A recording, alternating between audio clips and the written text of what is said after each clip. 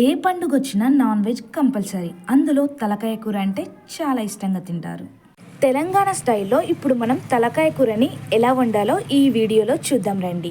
Welcome back to my YouTube channel వీహాస్ world. First stove on చేసుకొని ఒక కుక్కర్ని హీట్ చేసుకొని అందులో ఆయిల్ వేసుకొని ఆయిల్ని హీట్ చేసుకోవాలి. తర్వాత చిన్నగా కట్ చేసి పెట్టుకున్న ఆనియన్స్ని వేసుకొని కొంచెం సాల్ట్ అలాగే పసుపుని కూడా వేసుకొని ఉడికించుకోవాలి. అట్లనే అల్లం వెల్లుల్లి పేస్ట్ అలాగే తలకాయ కూరని కూడా వేసుకొని బాగా మిక్స్ చేసుకోవాలి.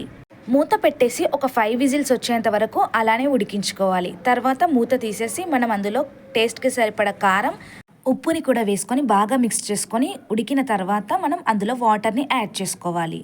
అలాగే కొంచెం చింతపండు రసంని కూడా మనం యాడ్ చేసుకోవాలి. దీనివల్ల మనకి ఎక్స్ట్రా టేస్ట్ అనేది యాడ్ అవుతుంది.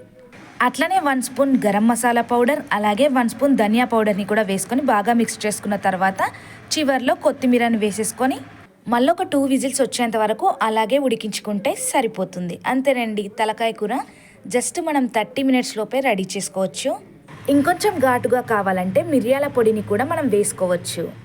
ఈ తలకాయ కూర రాగి సంగటిలోకైనా అన్నంలోకైనా చాలా బాగుంటుంది. తెలంగాణ సైడ్ చాలా ఇష్టంగా తింటారు. ఫెస్టివల్స్ వస్తే ఇది ఖచ్చితంగా ఉండాల్సిందే. Thanks for watching this video till the end. Bye.